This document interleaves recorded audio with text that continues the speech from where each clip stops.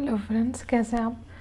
हम toppers notes के through political science पढ़ रहे थे। तो ये जो आर्टिकल है आपका, ये टॉपर्स नोट्स से मैंने लिया हुआ है। जो टॉपर्स जिस तरह नोट्स बनाते हैं और इक्वालिटी पे जो उन्होंने नोट्स बनाया वो हम देखते हैं।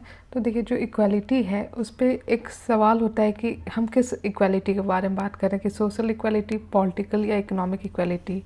अगर ओवरऑल देखें तो इक्वालिटी का मतलब होता है एब्सेंस ऑफ प्रिविलेज, मतलब कि किसी तरह का एक्स्ट्रा आपका बेनिफिट नहीं होता, कोई प्रिविलेज नहीं होता। हालांकि ये बहुत ज़्यादा कॉन्टेस्टेड है कि एग्जैक्टली इसका मतलब क्या होगा पॉलिटिकल साइंस में, क्योंकि इसके अलग अलग इंटरप्रिटेशन है, डायमेंशन है। जैसे कि फॉर्मल इक्वालिटी जब हम कहते हैं तो वो अलग चीज़ हुआ, मॉरल इक्वालिटी अलग हुआ, इक्वालिटी ऑफ रिसोर्सेज अलग हुआ, उसी तरह वेलफेयर, अपॉर्चुनिटी, ये सारे आपके इक्वालिटी से कनेक्टेड टर्म्स हैं। फिर रोनाल्ड डॉर्किन उन्होंने कहा है कि इक्वालिटी ऑफ रिसोर्स जो है उसका एम है टू अचीव डिस्ट्रीब्यूटिव जस्टिस। उनकी किताब है सॉवरेन वर्च्यू, जिसमें उन्होंने कहा है कि जो इक्वालिटी है वो सॉवरेन वर्च्यू है। ठीक है, अगर रोनाल्ड डॉर्किन का जो पूरा थिंकिंग है वो देखें तो उन्होंने एग्जांपल दिया था कि मान लो कि 100 शिप वृक्स हैं। ठीक है, कहीं जाके एक शिप किसी ओशन में जाके वो टूट गया। ठीक है, और आप एक आइलैंड में बच गए हैं and there is no way out. ठीक है, मतलब आइलैंड में आप फंस चुके हैं। तो उस आइलैंड में, उस डिजर्टेड आइलैंड में इनिशियल पोजीशन जो होगा वो होगा इक्वल ऑक्शन का, मतलब कि सारे लोग इक्वली पार्टिसिपेट करेंगे इन फेयर बिडिंग फॉर रिसोर्सेज। मतलब कि स्टार्टिंग में सबको इक्वल चांस दिया जाएगा ताकि वो अपने अनुसार बिड कर सके रिसोर्स के लिए। ठीक है, और इसमें एक जो टेस्ट होगा वो है एनवी टेस्ट, मतलब कि आप अपने अनुसार, ठीक है, आप अपने मर्जी के अनुसार चूज़ करोगे by own choice and conception of good. Each one buys bundles of goods, no one is envious of others bundle और गुड्स। मतलब कि मैंने अपने चॉइस के अनुसार सामान खरीदा उस आइलैंड में, तो कोई और क्या खरीद लिया उससे मुझे मतलब नहीं होगा, क्योंकि मेरे चॉइस का जो भी सामान था वो मैंने खरीद लिया। ठीक है, ये पहला चीज़ है। दूसरा है कि उसके बाद वो इंटरमीडिएट फेज़ आएगा जिसमें कि मैंने जो भी ख़रीदा है उसको यूज़ करके मैं उसको इन्वेस्ट करती हूँ, प्रोड्यूस करती हूँ और ट्रेड करती हूँ विद डिफरेंट चॉइस या प्रेफरेंस। ठीक है, उसके बाद जो भी मैंने चॉइसेस किए, ठीक है, कि मैं ये इस जगह इन्वेस्ट करना चाहती हूँ, उसके अनुसार मुझे रिज़ल्ट मिलेगा।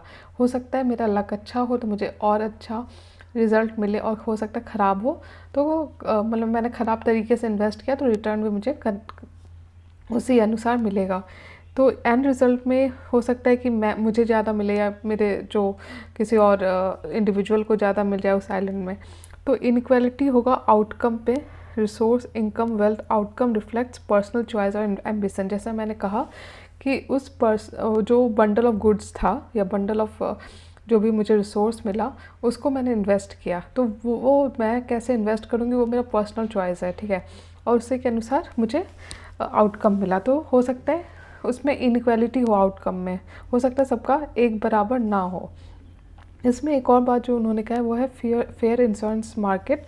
इसमें उन्होंने कहा है कि आउट ऑफ 100 सेल्स, मतलब कि अगर मान लीजिए आपको इनिशियली 100 सेल दिया जाता है, ठीक है, तो आप ये भी कर सकते हैं कि उससे आप इंश्योरेंस बाय करो अपना रिस्क के अनुसार। मतलब मैं कितना रिस्क लूँगी उसके अनुसार मैंने इंश्योरेंस खरीद लिया। ठीक है, तो इससे क्या हुआ कि रिस्क पुलिंग या luck sharing for brood bad luck disability, मतलब कि इससे क्या हुआ कि जो भी रिस्क था वो मेरे लिए कम हो गया क्योंकि मैंने उसको इंश्योर कर लिया। तो रिस्क पुलिंग और luck sharing for brood bad luck, disability, sickness, less natural talent, bad option, luck. ठीक है, तो देखिए, एक तो हुआ कि इक्वालिटी ऑफ मतलब कि जो आउटकम है वो मेरे चॉइस के कारण हुआ, मैंने गलत चॉइस किया और मुझे आउटकम गलत मिला। और दूसरा होता है ब्रूट लक, मतलब कि हो सकता है इंसान डिसेबल हो या सिक हो जाए, तो या उसके अंदर लेस नेचुरल टैलेंट हो, बैड ऑप्शन लक, इस कारण भी उसका जो रिटर्न है वो कम हो सकता है। डॉर्किन के अनुसार जस्ट सोसाइटी जो है वहाँ initial distribution of resource is just, hence he talks about resource egalitarianism. मतलब कि स्टार्टिंग में जो रिसोर्स का डिस्ट्रीब्यूशन है वो एक समान है डॉर्किन के लिए, वो ज़्यादा मैटर करता है डॉर्किन के लिए। जो ब्रॉड अप्रोच है रोनाल्ड डॉर्किन का इक्वालिटी ऑफ रिसोर्स, उसमें उन्होंने सेट आउट किया है या एस्टेब्लिश किया distribution that is ambition sensitive but endowment sensitive, so that differences in people's holding a trace to what he calls their different ambition. मतलब जैसे मैंने कहा कि मेरा क्या वैल्यू है, जैसा मेरा प्रेफरेंस है उसके अनुसार मुझे रिटर्न मिलेगा। For example, but not to the endowment, to the talents they are born with or resources which they initially approach life. If people are provided with initial equal endowments, then if one person choose to lead more expensive life than another, resulting inequality is not unjust. तो यही बात उन्होंने कही है यहाँ पे कि जो आपका इनिशियल चॉइस है उसके ऊपर फिर डिपेंड करता है कि आपका आउटकम क्या होगा, और वो इनइक्वालिटी जो उस कारण से होता है उसको हम अनजस्ट नहीं कह सकते हैं, क्योंकि ये मेरे अपने पर्सनल रिस्पॉन्सिबिलिटी थी, मेरी चॉइस, और उसका रिजल्ट है। It is only when people are worse off as a result of unequal circumstances they find themselves in that they should not held consequential responsible and have a case for compensation. मतलब कि अगर initially आपके जो भी capability है या resource है उसमें कमी है, तब भले इक्वल डिस्ट्रीब्यूशन होना चाहिए। इनिशियली आपका जो रिसोर्स का डिस्ट्रीब्यूशन है वो इक्वल होना चाहिए, लेकिन बाद में जो आप अपना चॉइस करते हो उसके अनुसार आपको आउटकम फेस करना पड़ेगा। Give the concept of brute luck and option luck. State should compensate for brute luck where a person does not has a choice, and not option luck जहाँ पे he has a choice but he did not fare well. देखिए यहाँ पे जो बात ड्वर्किन ने कही है वो यही है कि जो ब्रूट लक, ठीक है, जो मेरे चॉइस के कारण नहीं बल्कि हो सकता है मैं डिसेबल हूँ इसीलिए, या कुछ वैसी चीज़ें हुई जो मेरे चॉइस के बियॉन्ड थी, ठीक है, तो उसमें जो स्टेट है उसको कंपनसेट करना चाहिए। लेकिन जो रिज़ल्ट मुझे मेरे चॉइसेस के कारण मिली उसके लिए कंपनसेट नहीं करना चाहिए। Says person should not be held responsible for circumstances he has not chosen. जैसा मैंने कहा ब्रूट लक जो मेरे सर्कमस्टेंस या मेरे चॉइस के बियॉन्ड था। अगर हम क्रिटिसिज्म देखें अगर ड्वर्किन का जो पूरा कॉन्सेप्ट है इक्वालिटी का, तो पहला तो अमर्त्य सेन ही आता है इसमें, जिन्होंने कैपेबिलिटी अप्रोच के बारे में बात की है। कैपेबिलिटी अप्रोच एक सिंपल थॉट है कि इंस्टेड ऑफ गिविंग रिसोर्सेज आप एक इंसान के कैपेबिलिटी को बढ़ाओ ताकि वो खुद अपने लिए जस्ट आउटकम ले पाए, ठीक है। मतलब आप उसको अच्छा हेल्थ दो, अच्छा एजुकेशन दो, ताकि उसकी कैपेबिलिटी एज अ होल बढ़ पाए। If people are not capable enough to use the resources than it would eventually lead to inequality. जैसा मैंने कहा लिटरेसी हो गया, रीडिंग फंक्शन हो गया। In a society where people are illiterate, a state should actively promote people's ability to read. जैसा मैंने कहा literacy is an important source of capability building.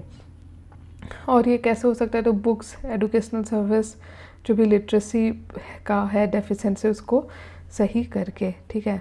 तो इस तरह से एक इंसान का इंटरनल एबिलिटी खुद में वो कैपेबल हो जाएगा अपने लिए सोचने को। उसी तरह माइकल वॉल्जर जो है, माइकल वॉल्जर कहते हैं कि इक्वालिटी जो है वो बहुत कॉम्प्लेक्स फेनोमेना है, उसको आप इस तरह से नहीं डिफाइन कर सकते, क्योंकि we don't even know the type of inequality that exist, ठीक है। Concept of blocking the exchanges, need to block exchanges between different spheres so that inequality in one sphere does not affect attempts to create level playing field in another sphere. देखिए Michael Walzer का जो सोच है उसके अनुसार जो ये पूरा इक्वालिटी का कॉन्सेप्ट है बहुत कॉम्प्लेक्स है, पहली चीज़। दूसरी चीज़ की देखिए एक इनइक्वालिटी एक फील्ड में अगर आप इनइक्वल हो तो हो सकता है दूसरे फील्ड में भी उसका इम्पैक्ट पड़े, ठीक है, दूसरे फील्ड में भी उसका इनइक्वालिटी आपको सफ़र करना पड़े। यही माइकल वॉल्जर का पूरा थॉट है, ठीक है।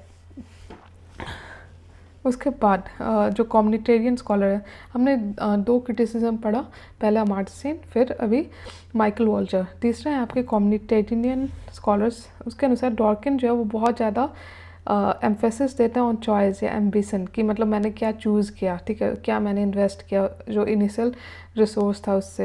And not all ambition are of our own will, मतलब कई बार हम ना चाहते हुए भी हमें गलत चॉइस करना पड़ता है, और क्योंकि हमारी कम्युनिटीज़ का असर होता है कि हम क्या चूज़ करते हैं, ठीक है। तो ये कम्युनिटेरियन स्कॉलर का आपका क्रिटिसिज्म है। फिर exact difference between bad luck and bad choice बहुत डिफ़िकल्ट होता है कि कहाँ पे इंसान जानबूझ के गलत चॉइस कर रहा है और कहाँ पे उसका लक के कारण से वो चॉइस मिल रहा है। ये डिफ्रेंशिएट करना बहुत मुश्किल होता है। Should we not help who is misfortunate to take bad decision. His theory is complex, idealistic and vague. बहुत डिफ़िकल्ट है उसको इम्प्लीमेंट करना, कि मतलब कि क्लैरिटी नहीं है। चीज़ें बताया है डॉर्किन ने, लेकिन उसमें बहुत ज़्यादा कॉम्प्लिकेशन है, क्लैरिटी नहीं है। ठीक है, अगर हम कंपैरिजन देखें रॉल का जो थ्योरी ऑफ जस्टिस है और डॉर्किन का थ्योरी ऑफ जस्टिस में, तो जो वेल ऑफ इग्नोरेंस है वो एक तरह से थिन है। ठीक है, इस डॉर्किन में people know a lot about themselves in this case. मतलब जिस तरह से डॉर्किन ने कहा कि एक आइलैंड में जाते हैं और आपको इनिशियल रिसोर्स एक बराबर दिया जाता है, तो जो वेल ऑफ इग्नोरेंस है जो कि रॉल्स केस में बहुत थिक है, कि लोग एक दूसरे के बारे में एकदम नहीं जानते, यहाँ पे लोग जानते हैं। ठीक है, दूसरा है कि makes distinction between worst off because of brute luck और option luck, while Rawl does not make any such distinction. ठीक है, जो ये डिस्टिंक्शन है कि कब आप चॉइस करते हो, कॉन्शियसली चॉइस करते हो, और कब कई बार ऐसा होता है कि आप बस सफ़र करते हो बिकॉज ऑफ योर लक। ठीक है, just because of luck you are suffering. तो ये डिस्टिंक्शन करना बहुत मुश्किल हो जाता है। तीसरा एक normative theory of equality rather than Rawls procedural theory of justice. ठीक है, जो डॉर्किन का है वो नॉर्मेटिव थ्योरी ऑफ इक्वालिटी कहा जाएगा, और रॉल का जो है वो पूरा प्रोसीजरल थ्योरी ऑफ जस्टिस। ये तीसरा डिफरेंस है। चौथा है कि Rawls talks about equality of opportunity, जबकि Dworkin talks about equality of resources. तो ये डिफरेंस है आपका जब आप रॉल्स और डॉर्किन के बारे में बात करते हो। रॉल के लिए इक्वालिटी ऑफ अपॉर्चुनिटी मैटर करता है, जबकि डॉर्किन का जो इनिशियल देखा गया एंडोमेंट, तो उसमें उन्होंने बात की इक्वालिटी ऑफ रिसोर्सेज। उसी तरह हम जब कंपेयर करते हैं नॉजिक्स थ्योरी ऑफ एंटाइटलमेंट को डॉर्किन के थ्योरी से, तो देखेंगे कि for Nozick whoever finds a resource first will own it rather than going for auction as Dawkins says। कि मतलब कि जो भी इंसान को पहले मिलता है, जिस इंसान को पहले मिलता है वो उसका हो जाता है। आपको पता है नॉजिक जो है लिबरल थॉट है उनका, तो उनके अनुसार जो जिसको रिसोर्स पहले मिला उस आइलैंड पे वो उसका हो गया। ठीक है, वो दूसरे से उसको शेयर करने की ज़रूरत नहीं है। For Dworkin state takes care of misfortune और bad luck through a fair insurance market. मतलब कि जैसा डॉर्किन ने कहा है कि इंश्योरेंस के थ्रू जो स्टेट है वो जो भी मिसफॉर्चुनेट है या वल्नरेबल है उनका ख्याल रखेगा। लेकिन नॉजिक के लिए स्टेट का कोई ऑब्लिगेशन नहीं है। He doesn't believe in welfare state. ठीक है, तो ये नॉजिक और आपका डॉर्किन का हो गया। उसी तरह इरिस मैरियन यंग जो है वो कहती है कि हमें चाहिए differentiated equality and affirmative action, ना कि इनिशियल डिस्ट्रीब्यूशन। मतलब कि यहाँ पे जो फोकस है वो गलत जगह है, हमें डिफ्रेंशिएटेड इक्वालिटी और अफर्मेटिव एक्शन की तरफ ध्यान देने की ज़रूरत है। उसी तरह अगर आप मार्क्सिस्ट का क्रिटिसिज्म यहाँ पे देखोगे तो मार्क्सिस्ट कहता है कि मार्क्सिस्ट मानते हैं कि liberal conception of equality is formal and procedural. ये जो पूरा प्रोसेस है ये मार्क्सिस्ट के अनुसार बहुत फॉर्मल है, प्रोसीजरल है, और वो मांगते हैं एब्सोल्यूट या सब्सटेंटिव इक्वालिटी। उनके लिए जो मेन फोकस है वो है इक्वालिटी ऑफ आउटकम, ना कि इनिशियल इक्वालिटी। मतलब कि जो आउटकम है वो आपका मेन फैक्टर है कि सबको एक बराबर मिलना चाहिए। जबकि डॉर्किन का क्या है कि इनिशियल डिस्ट्रीब्यूशन ऑफ रिसोर्स वो सही तरीके से होना चाहिए। कंक्लूजन जब आप कहोगे तो उसमें यही होगा कि जैसे एलेक्स डे टॉक्विविले ने कहा है कि the history of human society is the history of expanding the idea of equality. ये इतना कॉन्फ्लिक्टिंग और कॉन्ट्राडिक्टिंग और कॉम्प्लेक्स आइडिया है कि अब हिस्ट्री ऑफ ह्यूमन सोसाइटी पूरा देखोगे तो कहीं ना कहीं फ्रेंच रिवॉल्यूशन से लेके अभी तक हम देखते हैं कि हम इक्वालिटी के अगेंस्ट इक्वालिटी के लिए फ़ाइट कर रहे हैं। तो इसलिए यहाँ पे लिखा हुआ है कि history of expanding the idea of equality. जो नेक्स्ट है वो है इक्वालिटी और लिबर्टी। जब हम इक्वालिटी और लिबर्टी को देखते हैं तो equality is defined as absence of privilege, ये बात सही है। जबकि लिबर्टी जो है वो कैसे डिफाइन होता है, तो freedom to do what one wants to. मतलब कि लिबर्टी मतलब है कि आपको वो इतना फ्रीडम रहना चाहिए कि आप जो मन चाहे कर सको, और इक्वालिटी मतलब कि किसी भी तरह का प्रिविलेज नहीं होने का। दिस कॉन्सेप्ट्स, ये जो कॉन्सेप्ट है पहली बार कहाँ देखे गए थे, तो अमेरिकन और फ्रेंच रिवॉल्यूशन में।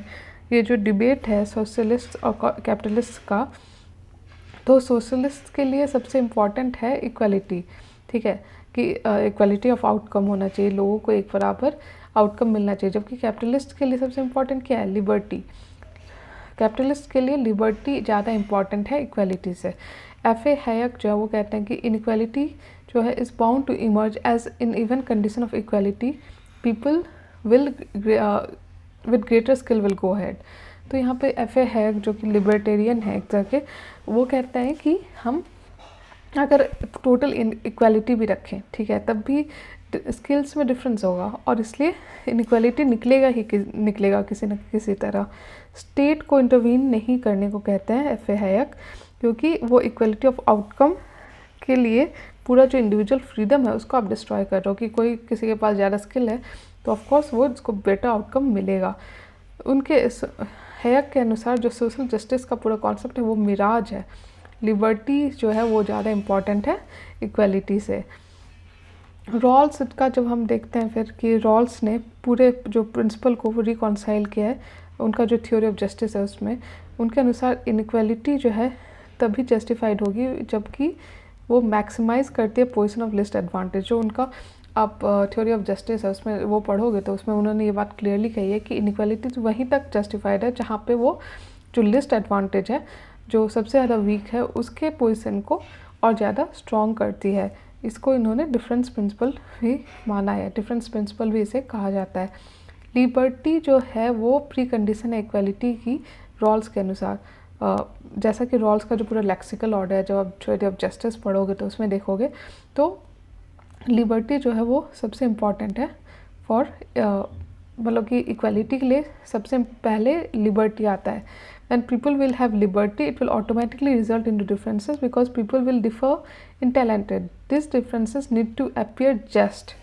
ठीक है, तो लिबर्टी प्री कंडीशन है इक्वालिटी के, ये बात तो आपको समझ में आ गया। दूसरी बात की जब लिबर्टी के साथ लोग काम करेंगे तब कुछ डिफरेंसेस आएंगे, लेकिन ये जो डिफरेंस है वो जस्ट होना चाहिए और इसके लिए दो कंडीशन है। पहला तो कि inequality as an outcome of fair distribution of opportunity, ठीक है। जो दूसरा जो डिफरेंस प्रिंसिपल, जैसा मैंने कहा कि only after equal liberty and equality of opportunity there will be need for helping those who are most disadvantaged.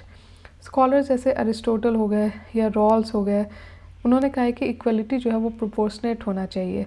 आप जब अरिस्टोटल को पढ़ोगे तो वो कहते हैं कि इक्वलिटी जो है मतलब कि इक्वल के बीच में इक्वल होना चाहिए, जबकि मार्क्स ग्रामसी के अनुसार इक्वालिटी शुड बी एब्सोल्यूट, ठीक है। तो जबकि अरिस्टोटल और रॉल्स के लिए इक्वालिटी प्रोपोर्शनेट है।